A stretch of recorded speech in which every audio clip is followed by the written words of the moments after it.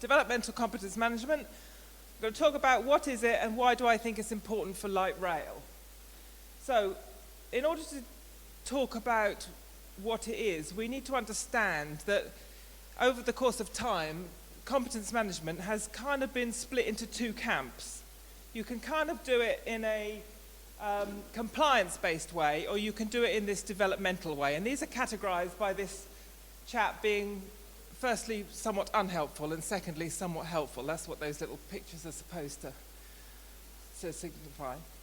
So let's talk about a compliance-based approach to competence management, which is perhaps where we all started. And certainly in the heavy rail, initially we started doing competence management because somebody told us we had to. Okay, we had to be compliant with the law. So we had to run around and mark people as either competent or not competent in order to maintain our safety standard. And that was seen as a cost. And because it was seen as a cost, it maybe attracted minimum investment. It was also seen as somewhat threatening by the drivers or the other candidates themselves. Oh dear, here comes an assessor, he's going to have my key off me. So what would tend to happen is if people did have issues, they would tend to hide them. Don't tell the assessor. I don't want to get into trouble. The upshot of all this is assessments aren't very effective. They don't really find any problems, tend to mark everybody as competent. And we really only find out we have issues when somebody has an incident. And the whole thing is reactive. So we go around and we tick a load of boxes, we gather a load of data, it doesn't mean very much, and then we have an accident anyway, and we go and investigate the accident, and we find that all the people involved got 100% on everything, and there weren't any problems, and then we have to do something else. So, probably not a very good idea to do that. Let's do something else to start with. Let's take this developmental approach. And this is actually about turning assessment on its head and putting it in the hands of the candidates.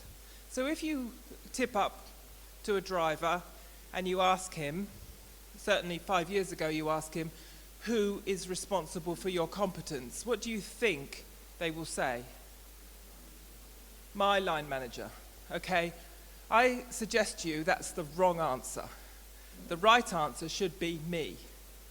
And they do this because we did that funny old compliance-based thing to them where we took it all away from them, hid it in a filing cabinet and marked them yes or no. Okay, so this is about putting it back in their own hands, making them understand they are responsible for their own competence, and assessment is a process that helps them to achieve that by delivering helpful feedback and helpful action plans. A company that wants to do this is going to see it as a worthwhile investment. And assessments, you can get to the point where assessments are seen as helpful by the candidates. So candidates could actually say to an assessor, I'm struggling with this a bit, and I'm a bit worried that if somebody doesn't help me, I'm going to have an accident in a minute. And that's actually much better because you can detect a problem, an underlying issue, as part of an assessment. And you haven't got to wait till somebody has a massive accident. And actually, there's not really any downside to this. You can end up with all your compliance ticks out of this at no extra cost. But point being, the whole thing is proactive. You find your issues in a safe assessment environment, not post-incident. Is any of this making any sense? Okay, good. You could nod. That would help me if you nodded. Right. Okay. So, how do we do this? Well, as I said, it's about encouraging candidates to take responsibility for their own competence. And for that, you need a developmental grading system. Now, this is really key. So, in a compliant world, you tend to go out and assess someone, and you tend to say, tick, you're competent. Or, worse still, well done, Ian, you got 95%. And you think, yeah, go, 95%, that's quite good. The truth is, the 5% you didn't quite get right, there could be quite a potential issue in there for something that might be quite hazardous or dangerous. But now you've forgotten about it because, phew, I passed, lovely, I'm off.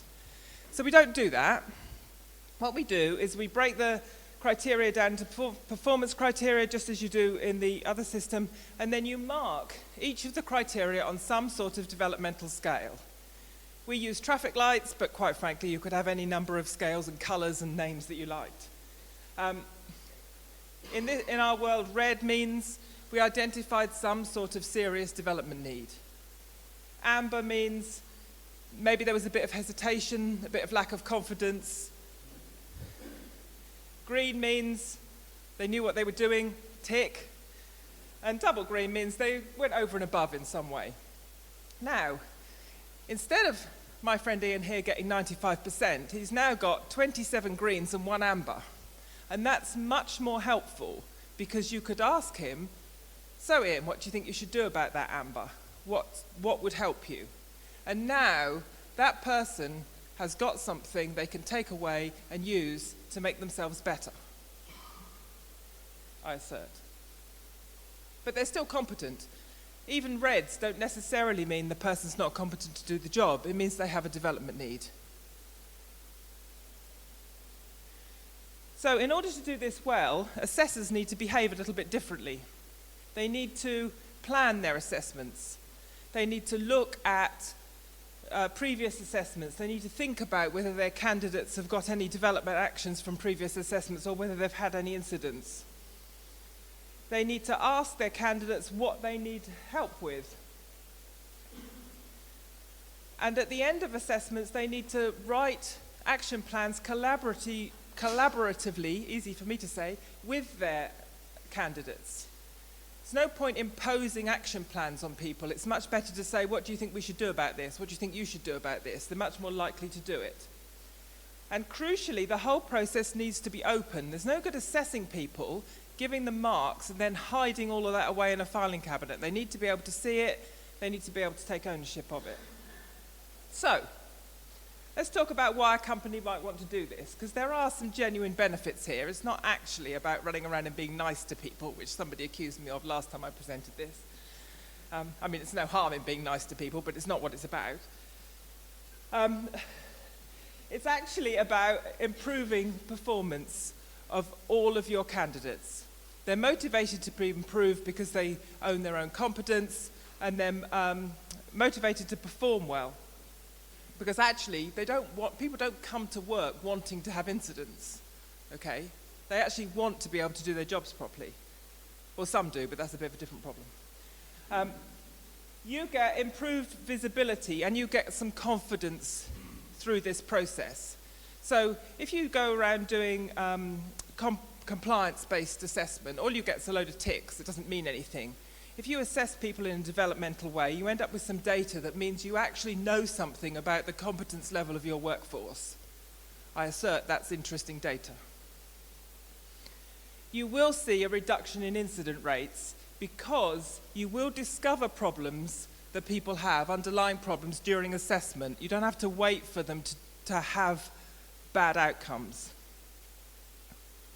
And actually, it may look like it will cost you a little more to assess in this way. Actually, I assert it won't, because it doesn't take any longer. However, the outcome will eliminate a lot of cost from your business. Because let's face it, having incidents is expensive. Investigating incidents is expensive. Putting improvement plans in place is expensive.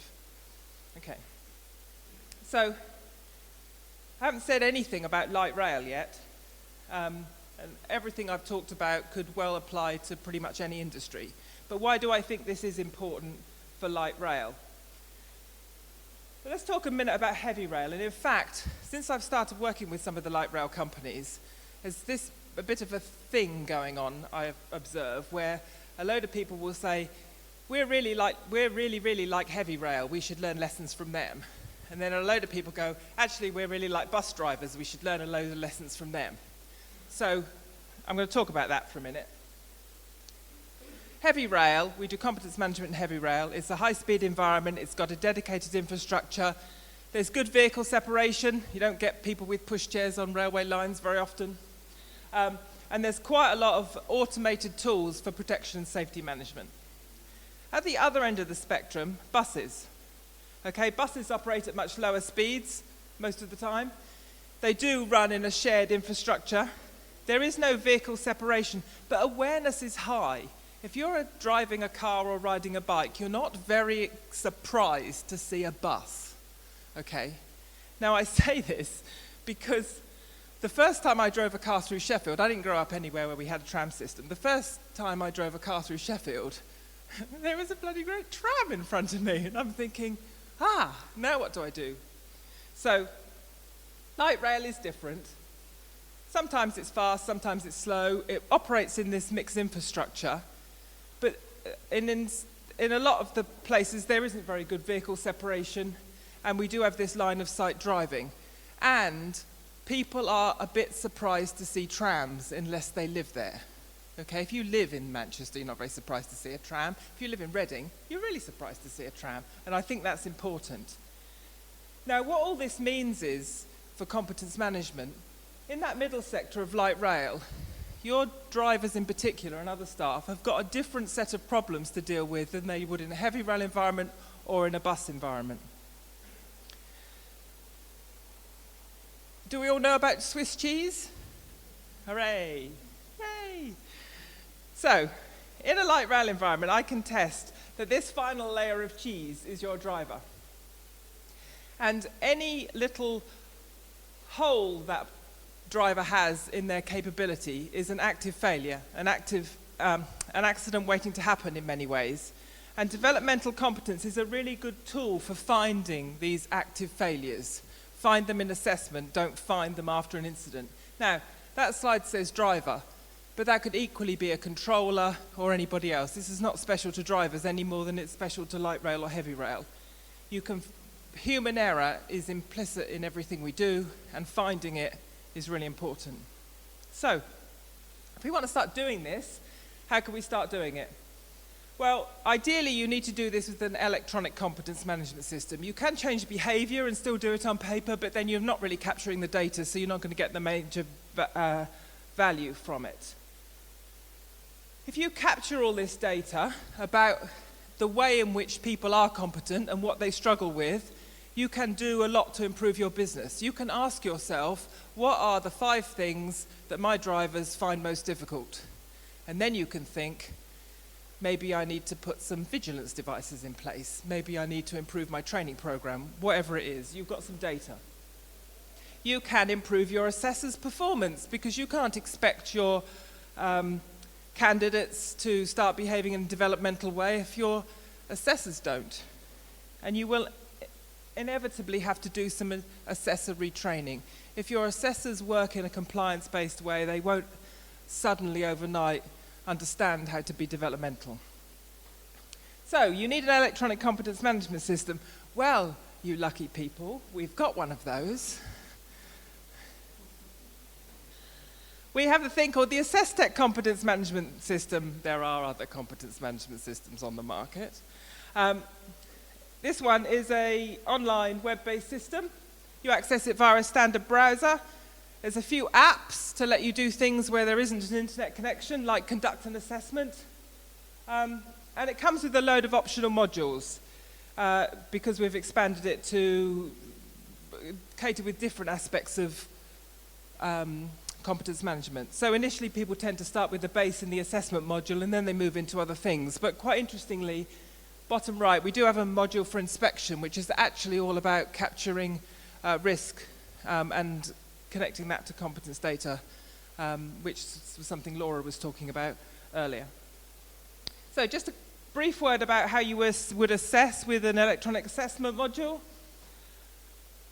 You get schedules to set up plans so that you know when you're supposed to be assessing people. You don't need T-cards. You get screens for monitoring process. You get a little app for going to do the assessment. You haven't got to write on a piece of paper. You go and collect it on a little iPad or Android device. You get a statistics screen so you can play tunes with your data. And you get a whole load of customizable reports and dashboards. And 2 of my friends are on a little stand over by the coffee store. And you can go and, not the coffee store, the coffee stand, and you can go and have a look at the system, and they will talk to you about it. And the last thing I just wanted to make a brief mention of is we've rolled this out at First Trams with some success. We wrote a case study almost a year ago now, in which Andy Wallace said what he hoped to achieve. And that's all I've got to say. Thank you.